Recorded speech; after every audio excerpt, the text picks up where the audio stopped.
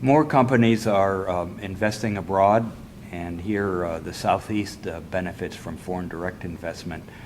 Does this promote the convergence?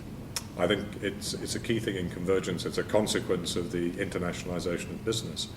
At the moment, I've been told that across the US, that there are a significant number of companies that are already using IFRS for reporting to their foreign parents. So there's already an understanding in the American business community, in the accounting profession here, of the concepts of IFRS, the principles, and the way in which they're applied. And this is something that's going to increase over time, because US companies are also investing in Europe, in Asia, in Africa, in South America. Those countries are all using IFRS, and so there is a two-way communication.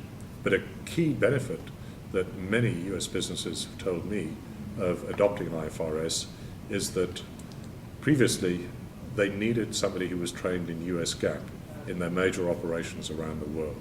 Those people weren't always available locally, so it was expensive. If they moved to IFRS, the world has accountants trained in IFRS. So the cost is lowered, but the communication is increased. How about this issue of litigation in the U.S. because of some of the confusions that might take place adapting the new rules or the new principles? Well, I don't think accounting has created the litigious environment that you've got in the U.S. Maybe consumers have. So I can't promise that IFRS is going to reduce the number of lawyers in the country. But the question of judgment is really the essence now, the exercise of judgment in making financial reporting decisions as well as business decisions. This should be reflected also throughout the courts. People will, I'm sure, still want to say, with the benefit of hindsight, somebody made the wrong judgment.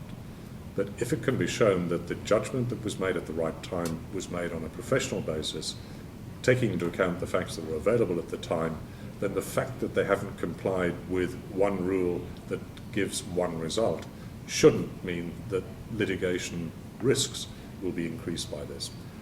I hope that I'm not a qualified lawyer, and I'm certainly not qualified as a judge. I think actually the business of litigation will be made somewhat easier by being made on the basis of judgments, because it's more reasoned than arguing as to whether somebody complied with a rule when there's another rule which competes in another page of the documentation, and which rule in fact should be subservient to the other. With 30,000 pages of rules, it does seem that we're getting, with U.S. GAAP, to a point of absurdity. Do you feel iForest goes back to the roots of accounting by stressing principles and judgment? Some of our standards have adopted rules, and I think they've caused confusion. They add complexity to financial reporting and create a disconnect between the people that should be using the information and the people that actually write and prepare the information.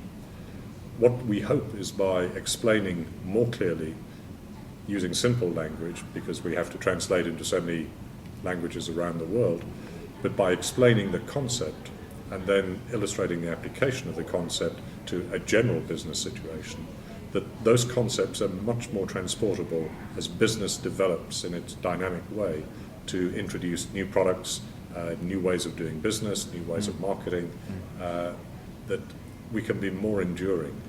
Good principles will endure for a long time. To give an example, the Lord's Prayer, the American Declaration of Independence, both espoused good principles in a clear and enduring way, and they used less than 300 words to do that. By comparison, if you look at pieces of legislation in the US, in Europe, the classic one is the European Directive on the importation of caramel products, which can't express what it needs to do simply. It takes 29,732 words to do it. Now, I can't explain the details of that. I don't want to explain the details. But the Lord's Prayer, the Declaration of Independence, that I can believe in. 2015, you feel, is the date where there will be convergence? I believe that's a a sensible date to be looking at now. We're already at the end of 2010. People need the comfort of time to prepare. People also need to be reminded that if you leave the preparation until the deadline, then you'll be facing panic and trouble. But people already in the US, many of the major corporates I've spoken to, and of course many of the businesses that are already using it internally, are prepared for this transition to IFRS. So it's now just up to the SEC to consult with investors, and if you investors, US investors, feel comfortable that information that they can get from IFRS compliant financial reports will help them to make their decisions, and that they will understand what those reports say, then that's the time to go. So I put my money on 2015.